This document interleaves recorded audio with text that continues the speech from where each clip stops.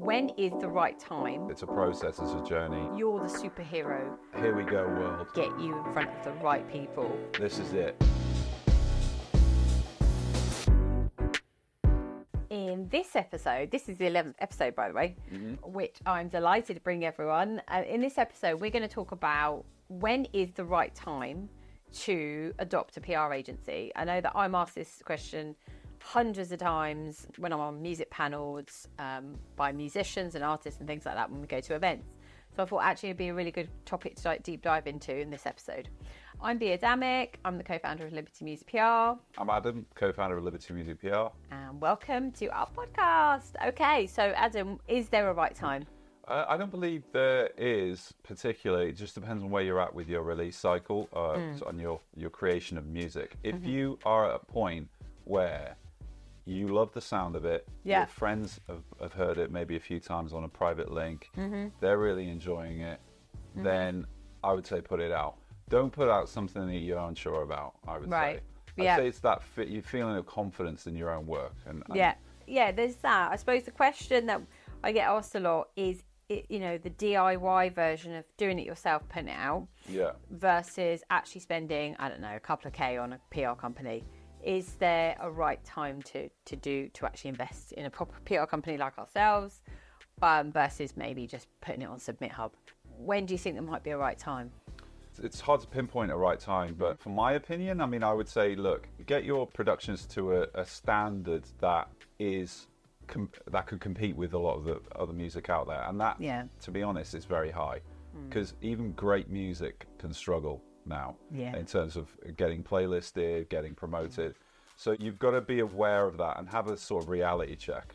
I think having that sort of look at where you're at in your kind of career and where you're at with your team as well, and do you have the resources to put it out? If you don't, and you're a little bit unsure, just try it out with your friends to start with. Try it on a small community of close friends, and let them have that honest conversation with you. I think a real friend is the one that's going to just honestly say, look, I don't know if this is ready, mate. Maybe you should, it doesn't quite sound right to me, or da-da-da. I'd say you need to have an honest reflection. And I think, obviously PR companies like ourselves are there to elevate you. Obviously there is Submit Hub and there's Groover and all those amazing other do-it-yourself platforms, but people like ourselves, Liberty Music PR, have the facility to get you in front of the right people that you can't do yourself. So obviously everyone can pitch to all of the music blogs out there, all of the playlists and sites out there, and try it. I think it's always good, actually. It's quite humbling as an artist to actually do it yourself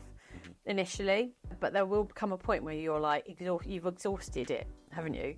So you've spent £400, £500, £600 on Submit Hub and got back minimal amount of placements and blog posts and things like that. So I think it's good to try it out to actually see how valuable our work is as well. But I always think that we are there to bring you up, basically, to get you in front of Emilk and Clash and Notion and Wonderland and Enemy and all of those kind of big music blogs, but also to get you into the bigger independent playlists, to offer you options to get in front of big influencers if you're thinking about doing TikTok and stuff like that. So I think that there is a real place for services like ourselves, isn't there? And I think it's just a point where you've got to be able to afford it, obviously, so you maybe have some investment or you've managed to save up. Again, it's about being realistic with expectations. Expectations. A lot of people that enter the industry can be a little bit full of starry-eyed and whimsical. Let's just throw everything at it, and I'm going to become a star overnight because I've seen someone else do it and go with. And I think you hit this reality with how many people are actually trying to put out music every day. How many is it a day? I think there's 100,000 pieces of music going out every day. I don't know if all of those are singles, but if you even took 10%, that's 10,000, right? That's crazy. So that's a lot of music. The thing to remember is you've got to love what you do. You've got to try and create a little, like I say, an ecosystem of friends and family that can give you honest feedback. Build up your profile first. Test things out. Just try. Keep experimenting. And try not to raise your expectations too high to begin with. I would say, do it for the love, and the love of the process. Exactly. I think as long as you love the process, you can continue doing it. I think that's what the end game is to love the whole journey, right? And then we do get a lot of artists like, that come in with unrealistic expectations, like, oh, I want to be in GQ and I want to be, Vice and things like that. And if it's their debut single, it's quite hard to aim for the star straight away. And I always say, actually, best time to work with a PR company is when you've got a bank of music, I think. So if you've got maybe even 2 or 3 tracks, because what will happen is, chances are, you work with a PR company like ourselves, we will elevate you, you'll go like that. But if you've got nothing coming out for another year, you're just going to go straight back down. Yeah. I think the thing that often gets overlooked is, I've got a new single, I'm ready to go show the world, here we go world, this is it, this is my shot. They get a little bit of buzz maybe in the first few weeks. Oh, I've got to come up with another one. And it's like, this isn't 3-4 months by the time they got another one ready. So to your point, I think they need like a release strategy. So release strategy, big, important kind of tagline there. Maybe an EP worth of tracks, figure out your focus single, which one do you want to put out first. Maybe you don't want to put your best one out first. You want to sort of tease people into what you're about, build up your story. Maybe you want to start seeding out clips on TikTok, taking little sections of the tracks. It's a great idea. So you can try and run some viral videos. So utilising social media. So social media, I think, as a relatively new artist, I think make sure you've got one that you focus on. Don't do them all as well. Maybe just pick one. Instagram seems to be the most popular, right? Or YouTube or whatever. Pick one. So get an Instagram account set up. Have a bank of songs. Ultimately, it's like the long game, right? So if you've got, say, 4 months, 5 months worth of releases, maybe you're putting out one a month. You've got also clips from those songs you can seed out as well, I think. And then that'll give you time to come up with your next round of releases. And, as long as you've got that that love and that passion and that team behind you, you can keep going and make it sustainable. I think the mistake is to expect and to think, okay, once I get this stuff out, then I'm going to be okay. I think it's like, can I carry on making music as I currently am? And the number one mistake I always see with artists, ones that are relatively inexperienced, is they just, they've written an album and they just chuck it out there. And I'm like, no, don't do that. Like, there's like 8 tracks and they've all got under 1,000 plays on Spotify and nothing's been written about any of them. And I just think, what a waste. You haven't warmed up your audience. There is no audience. Like, you're literally you're just playing to, you've thrown it out to sort of an empty space. And it's such a shame. And if you have done that, you can actually just reverse it and just take it all back, can't you? And I think some of the frustration artists have is like, they put so much work into this one song and it's like release day and here you go, world. But there's so much more you can get out of that one song. And you get the biggest anticlimax. It's like, there's so much you can get. It didn't hit New Music Friday UK. Damn, I'm done. I'm finito. Exactly. But there's so much more you can get out of it, because imagine you showing people behind the scenes in the studio, how did you write it? Like, who were you with at the time, documenting the whole journey? And think about how much more content you can get out just off the back of that one track. All the different versions that you tried before you actually got to that point. All that content you can create. People love that. Absolutely, we love that. I think we've talked about this before, haven't we? In one of our, versus create. We're like, utilise social media. Don't just put the shiny kind of, here's my new song, it's out today. Actually sort of take them back. Take them back, like, video diary your journey. That's it, Sort of entertain your way into the release. Rather than just say, hey world, here's my new release, and hope for the best. I think this is the kind of new paradigm of work. Definitely. I think I watched a really good podcast, actually. I think it was Damien Keys, and he was saying that you're the superhero. It's not your song, it's actually you. You're the vehicle. People want to know about you more than the actual song. So release strategy, document your journey, utilise social media. Any other kind of key tips for artists as they're sort of thinking about putting out some music, maybe never used a PR company before? What about kind of things like a press picture? Because one thing actually we come up trumps with sometimes with artists is we'll get them brilliant press opportunities, and the journalist or the editor will go, what other pictures have the band got or the artist got? And they send us like a DIY kind of iPhone picture like that, and it's like, they can't use that on their site. Like, literally, we had a front cover opportunity for an artist, for an LA-based magazine, very cool magazine, and they just wanted a selection of pictures to pick for the front cover. It was going to be a printed magazine handed around LA, and the artist didn't have a picture, so we lost out on the opportunity for the artist.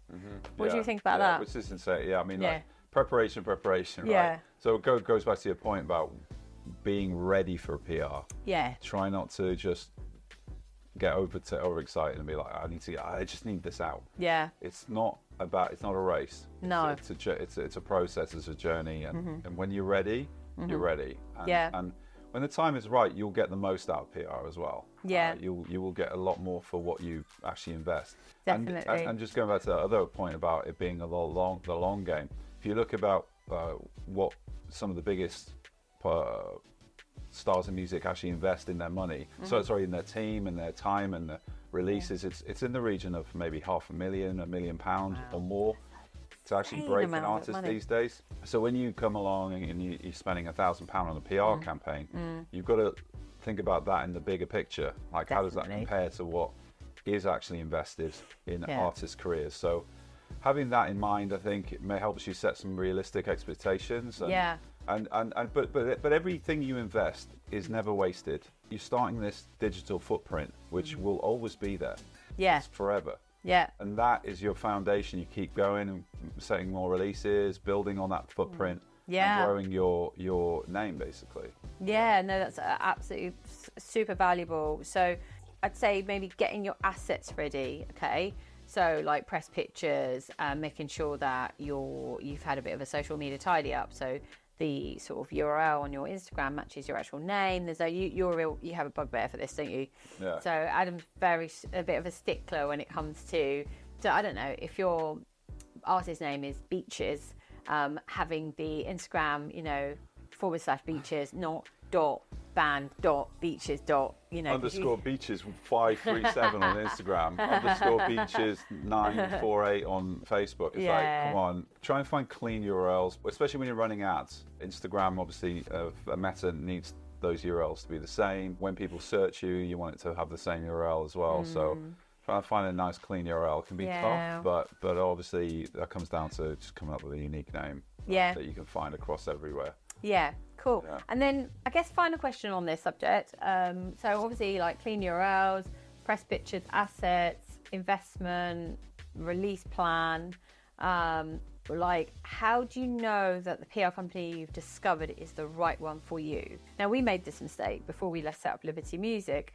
I was artist managing you at the time, weren't I? And then we found a PR company we thought was great for us, didn't we? Yeah, but the right one is the one that cares. They had a really slick roster, lots of high-profile names.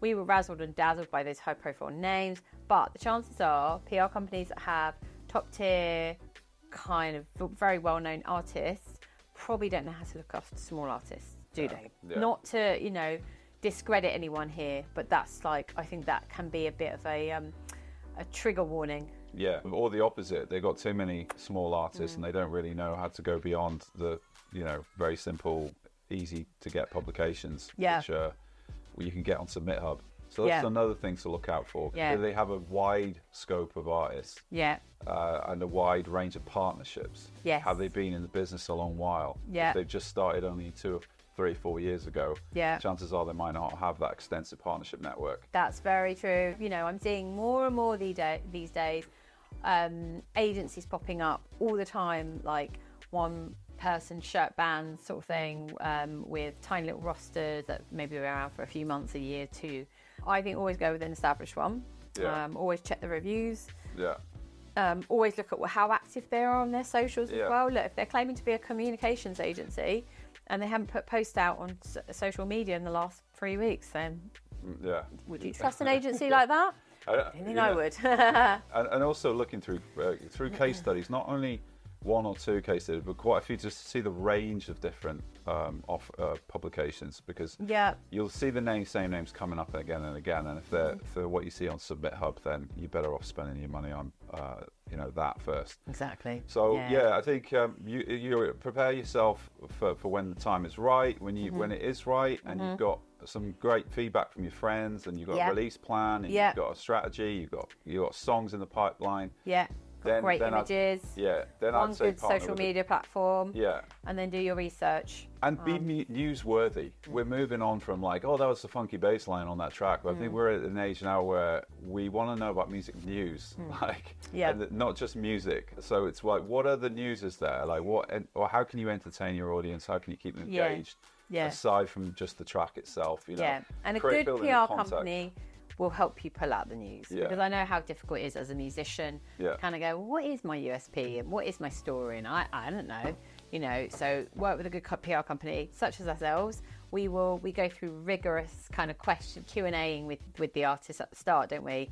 We pull out loads of cool themes and stories and angles, and we'll utilize that in our press release going forwards. But yeah, I think that's everything on that. Thanks. All right, thanks so much. Like and subscribe.